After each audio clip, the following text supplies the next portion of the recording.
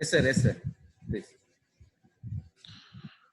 Good morning, everybody present on the weightlifting portal.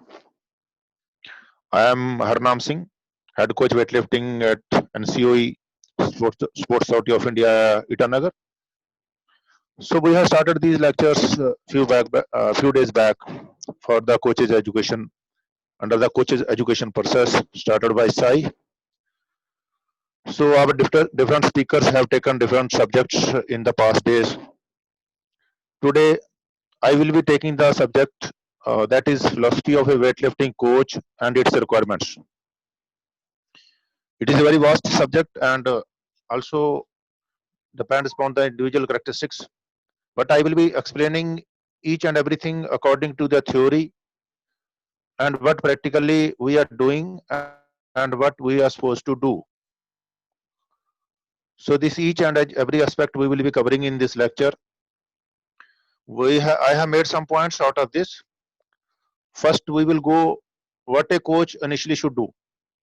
From the starting point, we'll go for that. Then we'll go find out what is the role of a coach. Then we'll see that properties, what are the things he should consider and how he should be like that.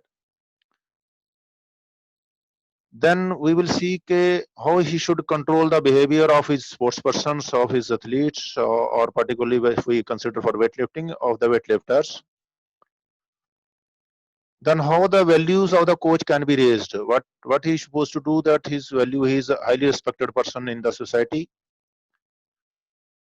Then we'll see the practical responsibilities of a coach, what practically a weightlifting coach should do, and how he should induce the qualities of decision making among his athletes. This particular subject also we will considering here. And I will start with that what the coach initially should do, what he is doing, what are the duties from where he should start. According to my ideas, a coach must follow the principle of individualization. He must consider the factors of age, sex, fitness level, targets, diets, recoveries, and the geographical areas of the sports person. These all we already covered under talent identification. That was raw talent identification. That is also comes under the coach's duty. Because if we see for the things, we are also considering the scientific sport what we are getting from the Sports Authority of India. But the first requirement and first duty becomes of the coach that he should have a better selection, better tailored identification. Then what are the things he putting up to Sai? The Sai is approving, and we are starting with the camps. That is the first part. Then we'll go for that. What is the role of a weightlifting coach? A role of coach in weightlifting is crucially very important. He is not teaching only the techniques to a sports persons, but he is also present each and everywhere, every place during the competition. So slowly, as we go on further, what the coach should do during the competition, that also we'll consider, and what he should not do, that also we will be discussing. So जब हम coach के जो weight lifting crucial important जो role है उसके ऊपर आते हैं, तो हमको ये देखना है कि वो कोच शाम को उसका फीलिंग या आफ्टर कंपटीशन उसका फीलिंग ये होना चाहिए कि उसने अपने एथलीट का पूरा पोटेंशियल को यूज किया है, यूटिलाइज किया है या नहीं किया है. Did I squeeze every last ounce of potential out of my athlete?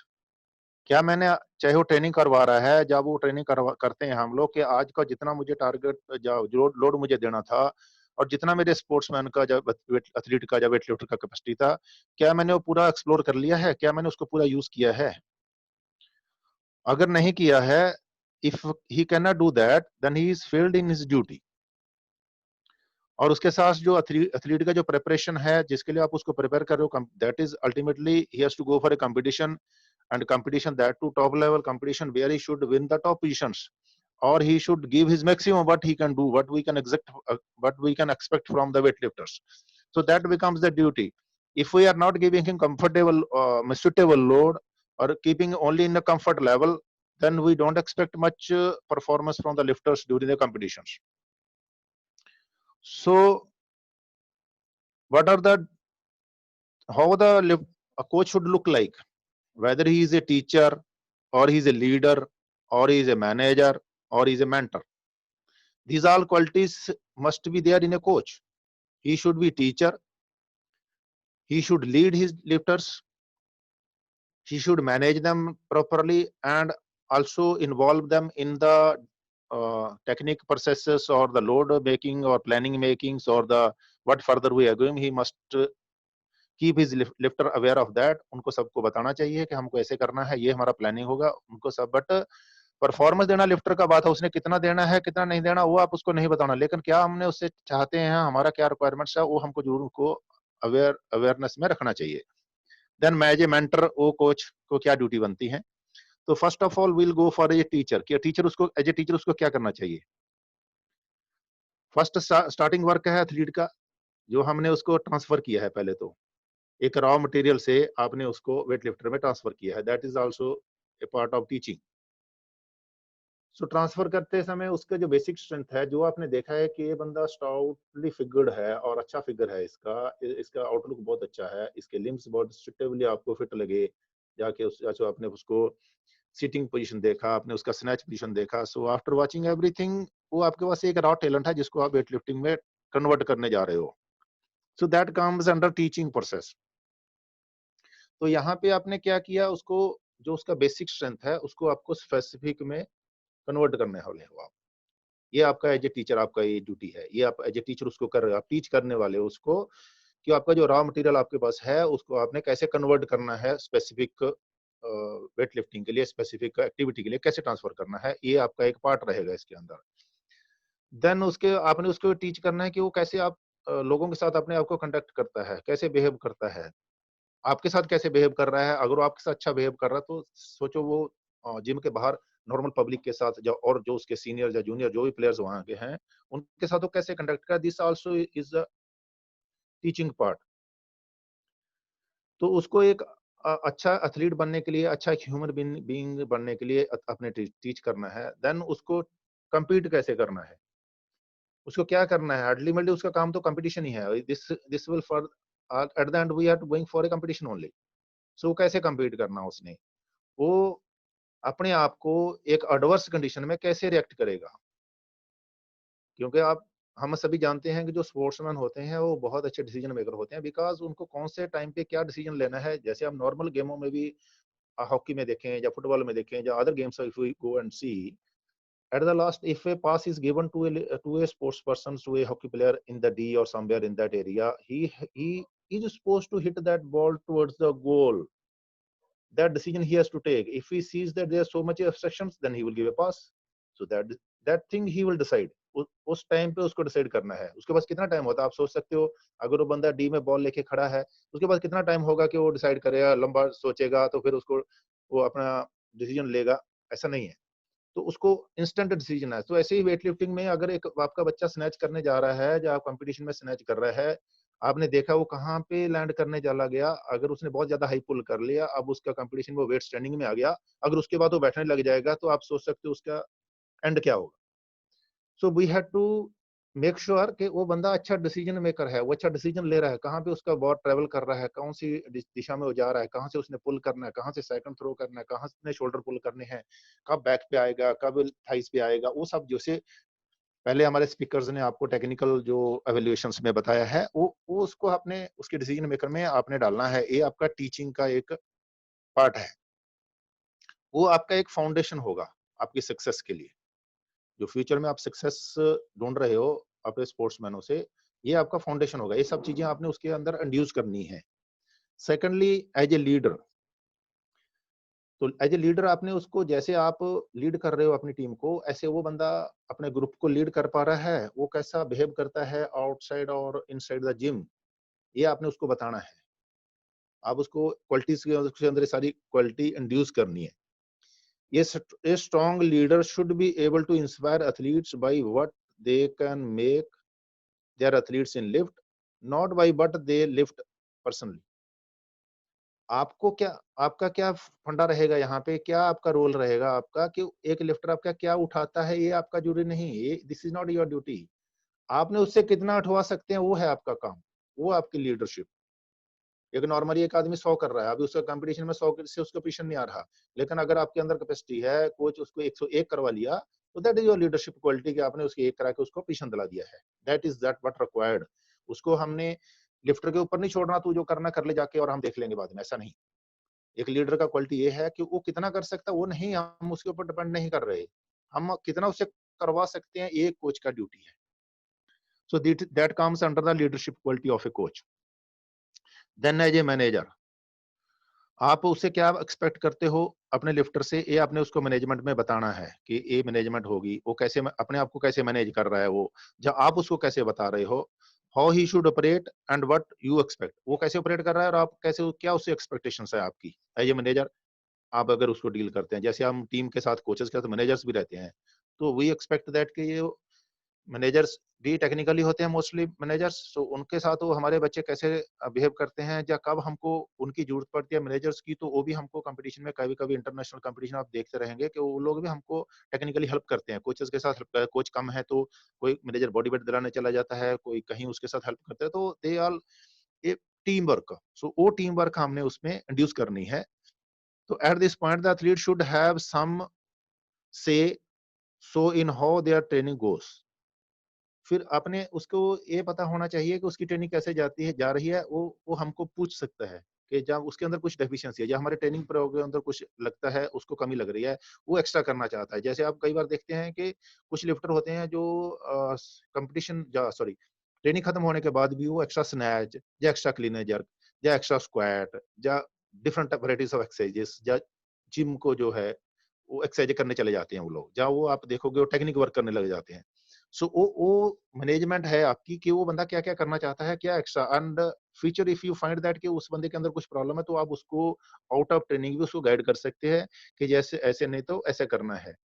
तो training is still conducted and you the coach still have final say, but more autonomy should be given to the athlete. आप controller हो, आप coach हो, आप सब कुछ करते हो, लेकिन थोड़ा बहुत आपकी मैनेजमेंट में इतना होना चाहिए कि आपके लिफ्टर की भी से होनी चाहिए कि सर मेरा ये पार्टिकुलर मुझे वीक लगता है, जहाँ उसकी बैक मुझे वीक लगती है, जहाँ उसको बैक में पेन है, या वट एवर इट इज, तो उससे हमने उस अपनी जो ट्रेनिंग को मॉडिफाई करना चाहिए। ये सब हमारा मैनेजमेंट के अंदर आएगा कि so coach as a management में अंदर वो क्या क्या कर सकता है, this all things goes under that.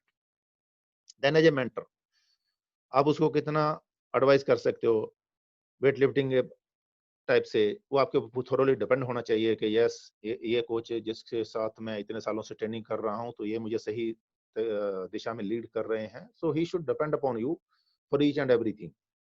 तो जो कॉम्पिटिशंस में आप उसको गाइड करेंगे वो भी उसको सुनना चाहिए। नहीं तो कई बार ऐसा होता है कि हम लिफ्टर को 140 देना चाहते हैं, या तो वो एडamant रहते हैं नहीं मैं तो 45 से ही स्टार्ट करूंगा, जाओ अगर वो नेगेटिव चल रहे हैं तो 135 पे आ जाएंगे, तो हमारी बात तो फिर कंसिडरेशन में नहीं आई। तो इसलिए उनके अंदर आपने उसको गाइड करना है, को कैसे आप सिचुएशन को आप अच्छी तरह समझ रहे हो, आपको पता है सिचुएशन से में उसमें क्या कर रहा है, और उसने अगर मतलब नियर बाई जो आप स्टार्टिंग पॉइंट है उसको देना चाहते हो, आपको आइडिया है कि उसने कितना करके आया है, और आपने रिकवरी प्रोसेसेस पूरे अडॉप्ट किए हैं, तो अभी वो कितना स्टार्ट करने से कर सकता है, जहाँ आप उसका जब वार्म अप देख रहे हो क्या मूवमेंट कर रहा है, उसके हिसाब से आप आइडिया ले सकते हो।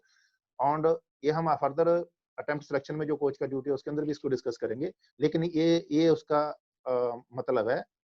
This means you have made an immense and positive impact on A persons life, तो उसकी जो लाइफ है वो आपके कंट्रोल में आ गई है, वो आपकी बात सुन रहा है अभी अच्छी तरह से, वो आपने उसके एज ए मेंटर उसको बताना है, सब चीजें आपके अंदर होने चाहिए, एक गुण, एक कोच के अंदर गुण होना चाहिए जो अपने लिफ्टर को अपने कंट्रोल के अंदर ला पा रहा है और कंट्रोल में है उसका लिफ्टर।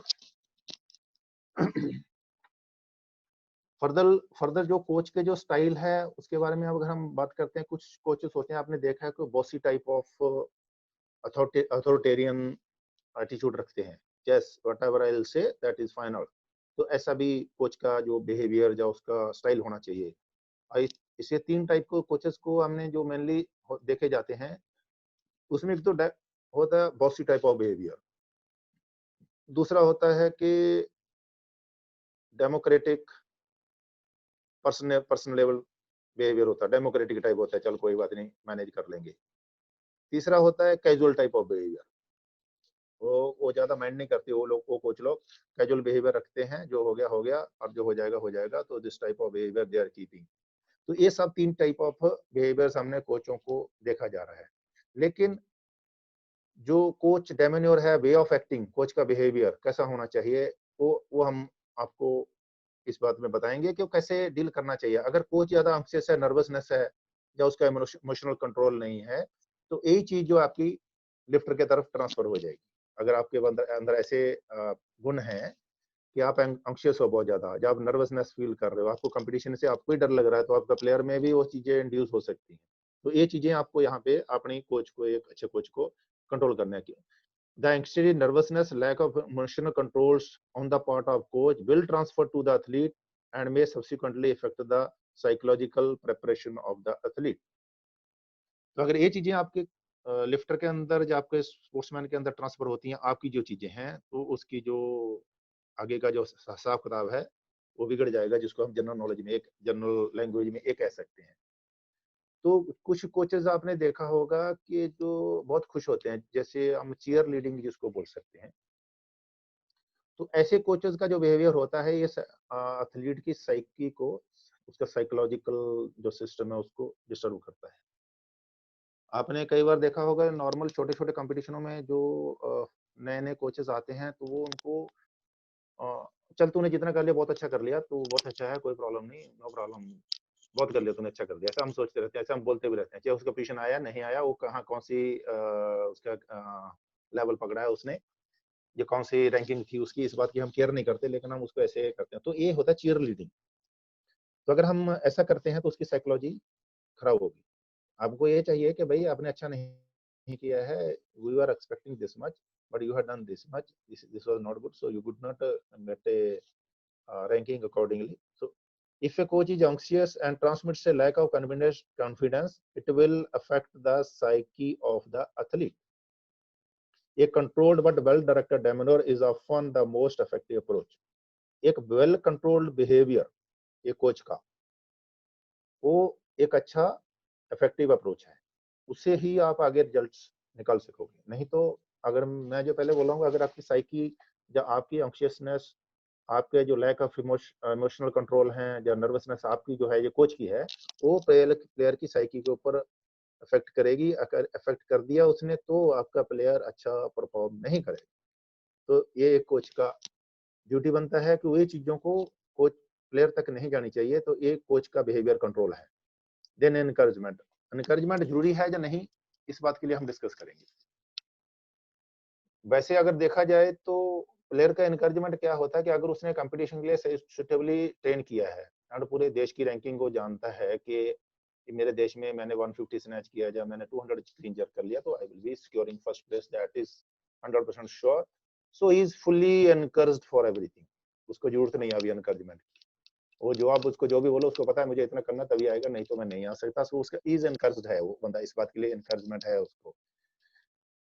बट अगर वो बंदा अगर लिफ्ट मिस करता है, ओके, अभी मैं एनकरेजमेंट की बात हम कर रहे हैं। एनकरेजमेंट जरूरी है, जहाँ उसकी टेक्निक के अंदर उसने क्या मिस किया, हम उसको बताना है, या उसको एनकरेज करना है, क्या क्या करना चाहिए कोच को उस टाइम में।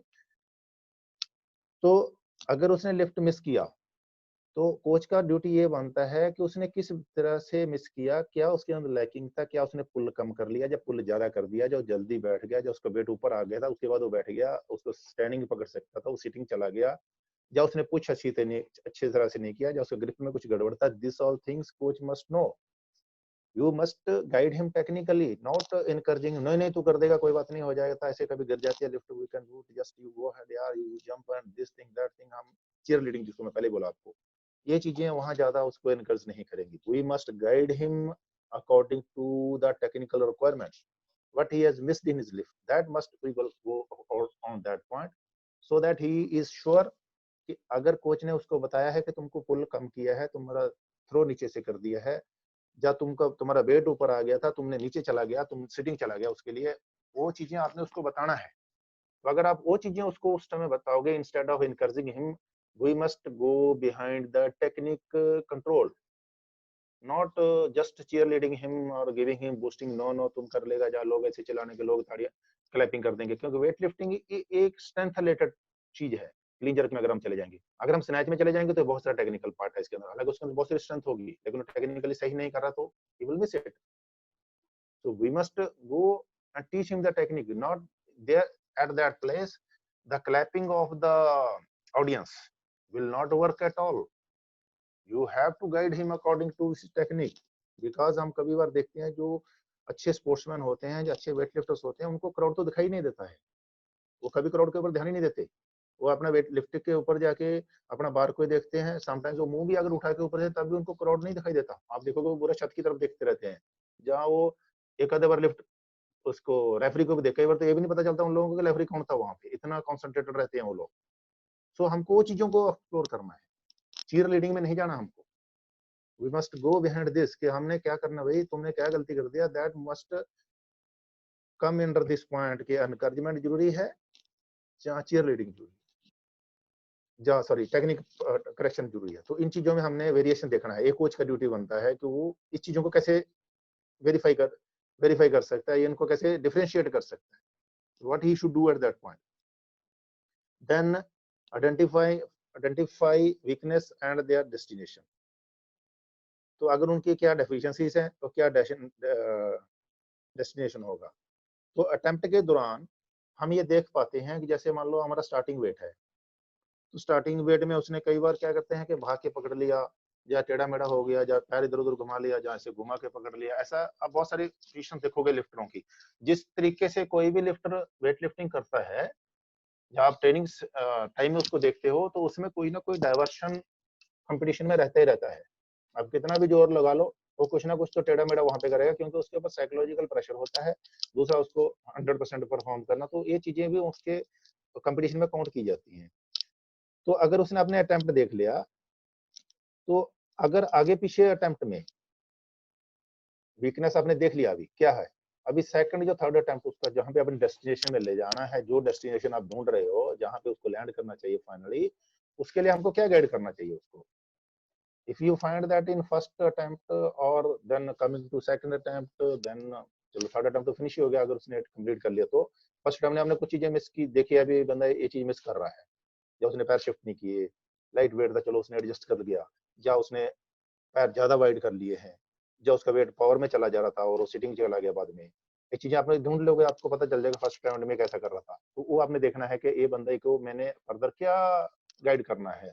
सो या तो आप उसको, जैसे उसका टाइम ज्यादा पड़ गया है बीच में, तो आप उसको एक लाइट वेट का पावर कर ले, थोड़ा बॉडी और खुलेगा। तो ऐसा हम कुछ अटेम्प्ट करते रहते हैं। जो कोचेस अपना उस टाइम पे क्या व्यूज यूज करते हैं, उनको कैसे लगता है कि क्या करना चाहिए, दिस ऑल इंस्टेंटेनियस। ये मतलब आपको ऑन द स्पॉट आपको देखना है, कोई आपने हिस्ट्री में देख लिया, ये कोई लिखा हुआ नहीं है कहीं भी कि उस समय मुझे क्या करना चाहिए, या कोई तीसरा बंदा आके आपको बता देगा नहीं तू ऐसे करा देगा, ऐसा नहीं कर सकते। You have to decide, you have instantly they see the things what is happening there, what is happening with your lifter. So if you come to know, yes, he is missing this point, you must guide him on this point. ये है identifying weakness and their destination. उसको कैसे आपने ठीक करना है। Poorly developed coaches may miss the technical deficiency and simply participate in cheerleading behavior. जो coach लोग अच्छी तरह से नॉलेज नहीं रखते सिस्टम के बारे में या टेक्निक के बारे में, अपने आप को अपडेट नहीं करते, वो टेक्निकल डेफिशिएंसी को मिस करते हैं और चीयर लीडिंग में पार्टिसिपेट करते रहते हैं। समझ गए आप इस बात के लिए? I think it is very clear point. ये थियोरेटिकल पॉइंट है जो मैं आपको बता रहा हूँ, बट प्रैक्टिकली भी ऐसे ही होता है। लोग उसके बाद ध्यान, मैं पहले बोल रहा हूँ आपको कि वो लोग ये ध्यान नहीं रह रहे कि इसने क्या मिस कर रहा है। हम उसको हल्लाशेरी देते रहते हैं, नहीं यार तू तो कर लेगा, तेरे लिए तो बहुत इजी था, वेरी इजी। अगर पीछे भी गिरा दिया तो भी आप बोलते रहोगे बहुत इजी था, बहुत इजी था। ज्यादा पुल कर दिया तो उन्हें पीछे गिरा दिया, बट ज्यादा पुल करने से ही पीछे वेट गिरता है ऐसा पॉसिबल नहीं है। ज्यादा पुल करने से वेट पीछे गिरता है ऐसा नहीं है, कई बार कम पुल करने से वेट पीछे गिरते हैं। तो ये सब प्रैक्टिकल एक्सपीरियंस है, आप लोगों को सीनियर कोचेस आराम से इसके बारे में बता पाएंगे और आप इसके बारे में अच्छी तरह जान लो। लेकिन कोचों का ड्यूटी है, जो ये मैं लाइन आपको पढ़ के बता रहा हूँ, आप इसको नोट कर सकते हो। Poorly developed coaches may miss the technical deficiency. जो जिन कोचों की नॉलेज बहुत ही अच्छी नहीं है, वो टेक्निकल डेफिशिएंसी को मिस करते हैं। टेक्निकली हमको क्या चाहिए था, वो चीज को मिस कर जाते हैं। And simply participate in cheer leading behaviour. वो अपना जो चीयर लीडिंग बिहेवियर को कंटिन्यू करते हैं, बट वो टेक्निकल डेफिशिएंसी को मिस करते हैं। तो एक कोच के अंदर एक क्वालिटी होनी चाहिए कि उसको डेफिनेट, जैसे हमने शुरू में identifying weakness and the destination में बताया है कि अगर वो टेक्निकल देखना चाहिए उसको ये बात को कि टेक्निकली हमारा लिफ्टर ने क्या किया फर्स्ट अटेम्प्ट में, वो सेकंड में अगर सेम मिस्टेक करेगा तो ही विल फेल इट, और सेकंड टू थर्ड अगर वो सेम करता तो उधर भी वो मिस कर सकता है। तो हमको इसमें के गुड लक पे डिपेंड नहीं करना है यहाँ पे, कोच को गुड लक पे डिपेंड नहीं करना है यहाँ पे, उसको टेक्निकली उसको गाइड करना है अपने लिफ्टर को, क्योंकि उस इसलिए जैसे पहले हमने बोला कि कोच एज ए मेंटर, तो वो लिफ्टर 100% आपके लिए तैयार है, he is listening you, he will listen your instructions only. हालांकि उसके साथ में हम कई बार ये देखते हैं कि जो लिफ्टर के प्लेटफॉर्म पे जो बंदे लिफ्टिंग करते हैं, ट्रेनिंग करते हैं, वो लोग भी उसको गाइड करते रहते हैं, वो लोग भी वहां पे कंपटीशन में रहेंगे, क्योंकि वेट लिफ्टिंग ही एक ऐसा कंपटीशन है जहाँ पे कोच वेट लिफ्टिंग प्लेटफॉर्म तक जाते हैं। बाकी सभी गेमों में ऐसा नहीं होता, कुछ गेमों में वेट लिफ्ट इंस्ट्रक्शन देने से कोचों को बैन भी कर देते हैं, कुछ जगह में कोच बहुत दूर बैठा है, उसको पता भी नहीं चलेगा उसके बच के वेट लिफ्टिंग में, वेट लिफ्टिंग कोच के डायरेक्ट कांटेक्ट में रहते हैं लिफ्टर्स लास्ट तक। वो कई बार तो कुछ कोच होते हैं तो वहां तक ही प्लेटफॉर्म तक भी पहुंच जाते हैं, इन्वॉल्वमेंट रखते हैं। तो चलो अभी हो गया कि कैमरे वगैरह लग गए हैं तो हम उनको अवॉइड करते हैं, जहाँ ऑर्गेनाइजर्स उनको अवॉइड करते हैं, को कैमरे की उसमें नहीं होना चाहिए, but still they have a vast approach to the platforms. So ये चीजें, इस चीज का हमने बहुत ध्यान रखना है कि उस चीज को आप चीयर लीडिंग में नहीं जाना है, अपने कंपटीशन के दौरान अपने उसको टेक्निकल डेफिशिएंसी को देखना है। This is the prime duty of the coach. Then next, coaching instructions and due and coaching instructions and cues. क्या क्यू आप देना चाहते हो, क्या इंस्ट्रक्शन आप देना चाहते हो, लेकिन ब्रीफ इंस्ट्रक्शंस ही आप दे सकते हो। वहां पे तो ऑलरेडी वो कंपटीशन में है, तो आप कितना इंस्ट्रक्शन दे दोगे उसको, तो वो भी आपके ब्रीफ रहने चाहिए और टू द पॉइंट्स रहना चाहिए। ज्यादा लंबा कहानी आप उसको नहीं सुना सकते वहां पे, भाई तू ऐसे कर ले वैसे कर दे। कुछ कोचों का हमने खुद भी देखा है कि वो लिफ्टर को जब तक वो लिफ्ट कंप्लीट नहीं करता उसको कुछ ना कुछ बोलते रहते हैं, बोलते रहते हैं। ये भी एक डिस्टर्बेंस है वेट लिफ्टिंग के अंदर। अगर वेट लिफ्टर आपका स्पोर्ट्समैन अप्रोच कर रहा है बार को, तब तक कुछ ही बोलते जाओ उसको, उसने पकड़ लिया बार, आप ग्रिप टाइट बोल दो, बैक दबा ले, इतना बोल सकते हो। लेकिन जब वो खींचने लग दिया उसने, फिर आप उसको कुछ नहीं बोल सकते, अब आपको बोलना भी नहीं चाहिए। अगर तब आप उसको बोलते हो तो उसका जो कंसंट्रेशन है वो डिस्टर्ब होता है, वो जहाँ से उसने थ्रो करना है, जहाँ उसने सिटिंग करना है, जहाँ उसे बैठना है, वो डिस्टर्ब होगा उसके लिए। तो इसलिए वो चीजें आप वहां पे नहीं कर सकते। You must be very careful कि आपने कहाँ तक क्या बोलना है, और कि क्या चीज आपको, क्या पर्टिकुलर पॉइंट अपने यहाँ डिस्कस करना है, क्या इंस्ट्रक्शन आपने देना है, छोटा एंड ब्रीफ। तो आप ऐसे नहीं उसको पूरी कहानी बता दोगे, भाई तो अभी खींच ले यहाँ पे, यहाँ से थ्रो करना, वहां पे लैंड करेगा, देन ऊपर पकड़ लेना, नीचे बैठ जाना, तो पूरा सिटिंग कर लो, पूरा ऊपर पकड़ो। ये सब चीजें तो नहीं बता सकते आप उसको। हाँ, कई बार क्या होता है कि जैसे लिफ्टर ने स्नैच कंप्लीट किया, मान लो वो स्नैच कर रहा है, he has gone for snatch, now he is competing, he snatch, he has pulled everything, और उसके ऊपर आ गया वेट, और हो सकता है अच्छा आपका जो लिफ्टर उसकी एक्सप्लोजन पावर बहुत अच्छा हो, और उसने जो आप सिटिंग में एक्सपेक्ट कर रहे थे, आपने जैसे उसको वेट दिया, क्योंकि कोई भी आदमी अगर अच्छा कंपटीटर है तो उसको पावर वेट तो कोई कोच नहीं देता, वो सब सिटिंग ही देते हैं, जहाँ उसने अच्छा कमिट, तो उसकी लेवल में रहता है ओके, वो सिटिंग ही पकड़ेगा उसको। कई बार अच्छा हो गया, अच्छा पुल आ गया, जब मोटिवेटेड हैबिट लिफ्टर आपका बहुत अच्छा, तो उसने अच्छा पुल कर दिया, then he has gone for power itself, देन आपको उसको उस टाइम में आपको उसे गाइड करना है कि यहीं पकड़ो, तो आप उस समय बोल सकते हो yes keep tight and hold it here, then it's okay. फिर क्या करोगे आप, जैसे उसने कंप्लीट कर लिया अभी लिफ्ट, स्नैच की अगर हम बात करते जाए, क्लीन जर्क में भी कंप्लीट कर लिया, देन आप, ये नहीं है कि उस टाइम कुछ आप डायरी में लिखने लग गए, ओके लिफ्ट तो हो गया, आपके सामने लग गया। अभी लिफ्ट कई लोग कोचेस होते हैं बहुत स्मार्ट रहते हैं, लिखने पढ़ने में ज्यादा ध्यान रखते हैं, मुझे डायरी में नोट कर लिया जी हमने, तो जाओ वो फिर वीडियो लेके उसका फोटो खींचते जा रहे हैं। बाय द टाइम आपको दिखाई दे रहा है कि तो 3 रेड लाइट आ गया, नो लिफ्ट बोल दिया उसने, तो आपके सामने तो आपके लिफ्ट ने कंप्लीट कर लिया था लिफ्ट, लेकिन उसके तो लोन लिफ्ट दिखा दिया उधर से, तो आपको पता ही नहीं चला कि क्या हुआ था तभी। फिर ऐसे लोग कोचेस क्या करते हैं, वो जाके जूरी को ब्लेम कर देते हैं, अरे मैंने तो देखा था मेरा लिफ्ट तो कंप्लीट हो गया, बट आप तो वीडियो में, जब तो डायरी में बिजी थे, आपने कहाँ देख लिया वो लिफ्ट का कम एंड क्या हुआ है। उसने पीछे गिरा दिया वेट, जब उसने लिफ्टर अपने रेफरी को बिना डाउन बोले उसने डाउन कर दिया, जब बजर का आवाज नहीं आया उसने डाउन कर दिया, तो आपको कैसे पता चलेगा इस बात के लिए। सो मेरा कहने का मतलब है कि जब आप लिफ्टिंग करवा रहे हो, आपको एवरीथिंग अपने माइंड में रखना है, आपको डायरियां लेके नहीं घूमना वहां पे कि आप डायरी में लिखते जा रहे हो, आपको नेक्स्ट अटेम्प्ट का क्या करना है वो सब कैलकुलेशन आप किए जा रहे हो, ऐसा नहीं। अगर आपको कैलकुलेशन भी करनी है तो आपके पास एक्स्ट्रा कोचेस होने चाहिए कि नेक्स्ट अटेम्प्ट हमने कैसे कैसे देना है। अगर कोच आप मेन कोच हो वो पूछने वाला कोच आपको बता देगा, जैसे इसको अभी नेक्स्ट 2 किलो या 3 किलो आपने देना है। अगर प्लेटफॉर्म पे खड़े हो गए, आपने डायरी नोट करते रहे, आपने अपने लिफ्टर को अच्छी तरह से गाइड नहीं किया, यू आर फेल्यूर। फिर आप चीफ रेफरी को या जूरी को ब्लेम करने भागते हो, नहीं मेरा तो ऐसे था, मेरा तो वैसे था, मैं तो लिफ्ट देखा था, ये तो पास था। फिर this all goes against the coach. तो एक कोच की इक्वलिटी होनी चाहिए। हम ये नहीं यहाँ पे किसी के भी हम किसी को पार्टिकुलर टारगेट नहीं कर रहे हैं। यहाँ पे जो होता है प्रैक्टिकली जो होता है, that's what I am explaining you each and everyone, this things happening.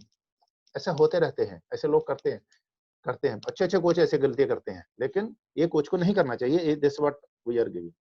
तो नेक्स्ट क्या है कि एथलीट का अपने सेल्फ कॉन्फिडेंस कैसे डेवलप करना है, ये एक कोच का एक प्राइम ड्यूटी है। तो इसमें कहता है athlete competitions are performance and the sooner और athlete develop the ability to master the situation, the sooner the effect training can be maximised. तो उसका कॉन्फिडेंस कैसे डेवलप करना अपने धीरे धीरे अपनी ट्रेनिंग से, या उसके लोअर कंपटीशन से हम डेवलप करते हैं उसका कॉन्फिडेंस। जैसे है कि नया नया आपके पास लिफ्टर आया, आप उसको लो लेवल का कंपटीशन जाने वाला है, वो इंटर स्टेट खेलने वाला है, या इंटर डिस्ट्रिक्ट खेलने वाला है, या इंटर यूनिवर्सिटी खेलने वाला है, इंटर सरसी खेल रहा है, इंटर रेलवे खेल रहा है, और डिपार्टमेंट्स बहुत सारे कंपटीशन होते रहते हैं। तो यहाँ पे हम क्या करते हैं कि वहाँ कंपटीशन बहुत हार्ड नहीं होता है। बेशक आपका लिफ्टर बहुत अच्छा है, लेकिन कंपटीशन हार्ड नहीं है। तो वहाँ पे हम क्या कर लेते हैं नॉर्मली, कि कोई बात नहीं, मान लो आपका लिफ्टर ने 80 और 100 प्रैक्टिस में कर रहा था, और यहाँ कोई कंपटीशन नहीं और 70 और 90 से उसका काम भी चल रहा है। तो फिर कोचल की करते हैं, चल ले तू जीत रहा तो गोल्ड मेडल, कोई बात नहीं, हमको तो गोल्ड से मतलब है, जो करना कर लो। तो कोच इधर अपना मोबाइल से इधर उधर बिजी है, और वो लड़का 70-90 करके पावर करके, अच्छा हो गया, हाँ जी हो गया, गोल्ड मेडल मिल गया, ओके लेके चल दिए। ऐसे आप करने से आपका लिफ्टर का कॉन्फिडेंस कैसे डेवलप कर रहे हो? एक तो आपका बच्चा स्टार्टिंग स्टेज में है। ऐसे लोग जो स्टार्टिंग स्टेज में होते हैं, उनका कोई टारगेट फिक्स नहीं होता। हो सकता है आज वो 80 कर रहा है, और eight the end of his career he is going 150 और 200 क्लीन एज को कर रहा है। ऐसा तो उसका करियर अभी स्टार्ट में है ना। अभी तो हम उसको फिनिश टारगेट नहीं फिक्स कर पा रहे कि वो बंदा कितना कर लेगा। तो 80 वाला जो बंदा है, वो हो सकता है 85 भी कर सकता है। वो अभी भी उसके उससे तो ऊपर वाला एरिया तो खुला है उसके लिए। अभी वो एंड पे तो नहीं हुआ। अगर कोई बंदा 150 स्नैच करा, तो वरना उसको 151 जाने के लिए बहुत ज्यादा टाइम लग जाएगा। बहुत टाइम लगता है उसको, वो कितना ट्रेनिंग करना पड़ेगा उसको, सालों लग सकते हैं उसको 1 केजी भी इंक्रीज करने के लिए। जो अच्छे एलीट एथलीट्स होते हैं, उसको 1 केजी या 1.5 केजी इंप्रूव करने में बहुत सारा टाइम लगता है। लेकिन जो रॉ मटेरियल्स है आपके पास, जिसको आप अपने कॉन्फिडेंस जिसमें डेवलप करने जा रहे हैं आप आगे आगे कंपटीशनों में, उसमें आपने उसको छोड़ दिया, ठीक है, लेकिन ऐसे आप कैसे कितने देर छोड़ते जाओगे उसको? फिर उसका कॉन्फिडेंस कैसे डेवलप होगा? उसको तो बोला तो मेरा तो इतना कम से कम चल गया, नेक्स्ट टाइम आप 80 वो करके जा रहा, आप 80 भी उससे नहीं करवा पाओगे। कॉन्फिडेंस नहीं डेवलप हुआ। ये चीजें को हम एक कोच को ध्यान रखना है कि उसको उसकी मर्जी पे नहीं छोड़ना। आपको उसको अपने साथ में लेके उसका सब कुछ देखते देखते उसको ही गाइड करके उसको ऊपर लेके जाना है। अगर वो 80-100 कर रहा है, तो रॉ मटेरियल है, आपके पास नया बच्चा है, तो आपको उसको अगर आपने 85 और 105 उसने कर दिया, तो एवरीबॉडी विल अप्रिशिएट कि yes, he has done only 80-100 in training, but he done 85 and 15 in his competition। तो उसको एक तो इम्प्रूवमेंट आ गया, उसको एक उसका साइकोलॉजिकल बैरियर टूट गया कि अगर मैं हम पे कभी भी कंपटीशन में, जहाँ वो प्रैक्टिस में अब इन फ्यूचर मान लो वो 10 और 30 करने लग गया, तो आप उससे एक्सपेक्ट कर सकते हो कि 15-35 भी कर सकता है। जब 20-50 पे पहुंच गया, देन अगेन उसका अभी टारगेट अभी भी खुला उसका। जब तक वो आपको नहीं लगता कि पूरा टारगेट पे पहुंच गया, 50, 200 या 205 वो करने लग गया, देन यू थिंक के टारगेट पे है बंदा। नीचे बड़े बंदों का कोई टारगेट नहीं होता, वो कभी भी इंप्रूवमेंट दिखाते हैं, लेकिन हम कैजुअली लेते हैं। वहां पे कोचेस करते हैं, ठीक है यार, इससे चल जाएगा ना, तेरा काम है, मेडल जीत रहा है, उसे यूनिवर्सिटी से पैसा मिल गया, डिपार्टमेंट से पैसा मिल गया, उसे डिपार्टमेंट ने प्रमोशन दे दिया, वो सोचता है यही उसके लिए तो सब कुछ हो गया। ऐसा नहीं। देन अगर ऐसा हम करते हैं, तो हम जिस पर्पज के लिए यहाँ पे एज ए कोचेस हैं, हमारा मेन टारगेट तो इंटरनेशनल हाईएस्ट लेवल का परफॉर्मेंस है, वो तो हम नहीं पहुंच पाएंगे। अगर हम ये सोचते हैं कि नहीं ये मेरा काम नहीं है, वो ऊपर वाले कोचों का काम है या नेशनल कोचेस का काम है, ऐसा नहीं, फिर हम क्या कर रहे हैं? हम भी कोच हैं, हम भी उसी डिपार्टमेंट से डिग्री लेके आए हैं जहाँ से वो कोच लेके आए हैं। उनका उनका ड्यूटी वहां पे वो कर रहे हैं, उनका अब उसका अलग से ड्यूटी है, बट हम अपनी ड्यूटी में फेल हो रहे हैं। So if each and everyone does his duty properly, वो लो लेवल का कोच होने दो, मिडिल लेवल का कोच होने दो, हायर लेवल का कोच होने दो, तब हम सोचते हैं कि हम कंट्री के लिए काम कर रहे हैं, और हमारा कंट्री को जो सुटेबल मेडल हम दिला सकते हैं, जिस वजह से उसकी पोटेंशियलिटी को एक्सप्लोर कर रहे हैं। Otherwise we are not able to explore the potentiality of our athletes if we just compromise at each and every stage. तो ये है उसका कॉन्फिडेंस को आपने डेवलप करना है लोअर लेवल के कंपटीशंस के अंदर, उसको अच्छा कंपटीशन करवाना है each and every time. Coach must be with the competition, with the competitor. Warm up कर रहा है, स्पेसिफिक वार्म अप कर रहा है, जनरल वार्म अप कर रहा है, देन कंपटीशन के लिए warm up, each and every lift हमें वॉच करना है कि क्या कर सकता है, क्या कहां तक जाएगा। This all our parts. Then rules raise the value of coaches. कौन से रूल होते हैं जिसमें कोच की वैल्यू बढ़ती है? मैं पहले बोला था कि वेट लिफ्टिंग ही एक ऐसा कंपटीशन है जिसमें जो वेट लिफ्टर्स के क्लोज प्रोक्सिमिटी में रहते हैं कोचेस, नजदीक में रहते हैं कंपटीशन के लिए, प्लेटफॉर्म के आप पास में रहते हो। नहीं तो जैसे मैंने पहले भी बोला आपको, कुछ गेम ऐसी हैं जैसे टेनिस एंड ऑल, उसमें आप इंस्ट्रक्शन भी नहीं दे सकते वो प्लेयरों को जो कोच, बट यहाँ वेट लिफ्टिंग आप प्लेटफॉर्म तक जा सकते हो। So consequently, weightlifting coaches have several well-defined tasks that can greatly influence the outcome of a competition. जो वेटलिफ्टिंग कोचेस हैं उनके पास बहुत सारे ऐसे काम हैं जिससे उस बंदे की परफॉर्मेंस डायरेक्टली इन्फ्लुएंस होती है। ऐसे बहुत सारे काम वेटलिफ्टिंग कोचेस के पास हैं। वेटलिफ्टिंग कोचेस ऐसे काम करते हैं, और करते नहीं करते तो करने चाहिए उनको। वो उसके लिए हम डिस्कस कर रहे हैं सारा कुछ कि उनको क्या क्या करना चाहिए। हालांकि हमारे पोर्टल पे बहुत सारे सीनियर कोचेस हैं, they all may be knowing all this thing. ऐसा नहीं कि हम कोई नई चीज उनको बता रहे हैं, सब जिनका एक्सपीरियंस है स्पोर्ट्स के अंदर, जिन्होंने बहुत सारी अच्छी सेल्फ अच्छे स्पोर्ट्समैन रहे हैं और बाद में अच्छी अच्छी कोचिंग लेवल पे रहे हैं, अच्छी टीम्स को कोचिंग भी किया है, ये सब चीजें उनको पता है। बट फिर भी हम इसमें लैक्सिटी बरते हैं, हम इसलिए हमारे सिस्टम की बात कर रहे हैं, हम अभी किसी इंडिविजुअल की बात नहीं कर रहे हैं हम लोग। We are talking about the system of the coaches, what coach should do, what coach should remain, what is expected from a coach, वो हम बात कर रहे हैं अभी। हम किसी का ये नहीं सोच रहे कि उसने ऐसे नहीं किया था, वैसे ऐसे नहीं। कभी हमने ऐसा भी कंपटीशंस देखे हैं कि कोचेस का इतना ज्यादा इन्वॉल्वमेंट था, उस कोच ने जैसे उसको बोला पैर, हम जैसे जर्क में हम नॉर्मली बोलते हैं अच्छा पुश करके पैर खोलो, अच्छा पुश करके पैर खोलो, ठीक है, वो कोच भी पैर खोल देते हैं खड़े खड़े। वो कोच का पैर भी पिछले बार लोगों के पेट में जाके लग गया कई बार, हमने ऐसा प्रैक्टिकली देखा ये बात, ऐसा नहीं कि हम जस्ट टेलिंग यू, इस प्रैक्टिकली है सीन। वो कोच इतना ज्यादा इन्वॉल्व था उस लिफ्टर के साथ, उसने अपना ही करते हैं, उसने अपना पिछला पार्टिसिपेट कर दिया और पीछे वाले बंदे को जाके लगा वो उसकी लात उसकी टांग। सोचो कितनी इन्वॉल्वमेंट होगी। ये है इन्वॉल्वमेंट कोचेस की। नहीं तो कैजुअली मैं भी पहले बोला आपको कि हमने देखा नहीं अभी वो वेट लिफ्टर ने, हाँ अच्छा पुश कर, अभी अच्छा क्लीन हो गया, चल जर्क तो मार देगा, हम तो श्योर है। कई बार ऐसे लिफ्टिंग भी होती है कि हम अच्छा क्लीन करते हैं, जब बंदा बहुत अच्छा स्ट्रॉन्ग होगा जर्क में, कोच भी एक्सपेक्ट करते हैं मेरे लिफ्ट तो कभी कोई भी क्लीन कर लिया, he will never miss his jerk, but he missed the jerk on that point. अब क्या कर लोगे उस बात के लिए? फिर आप तो डैरी उठा के चल दिया, हाँ भी मेरा लिफ्ट तो पास हो गया। जब आपने देखा उधर से आवाज आ गया, नो लिफ्ट बोल दिया, और 3 लेटर राइट, फिर आपने देखा अरे यार ऐसे कैसे हो गए यार, मैं तो देखा नहीं था, मैं तो लास्ट तक देख रहा था। देन ऐसे एक्सक्यूज हम पूछते हैं, ये आम होता है ये बात, ऐसे नहीं कोई नई बात मैं आपको नहीं बता रहा, इट्स हैपनिंग। तो ये सब चीजें जैसे मैंने बोला अभी, consequently weightlifting coaches have several well defined tasks that can greatly influence the outcome of competition। ये सब चीजें एक वेट लिफ्टिंग कोच कर सकता है, ये उसके और दूसरे कोचों के साथ इतना इन्फ्लुएंस नहीं करते कोचेस लोग कंपटीशन को। वो 10 प्लेयरों को इकट्ठा गाइड नहीं कर सकते कि तूने कहाँ से हिट मारना और कहाँ से भागना और कहाँ पे कौन सी पोजीशन देनी है, ऐसा नहीं।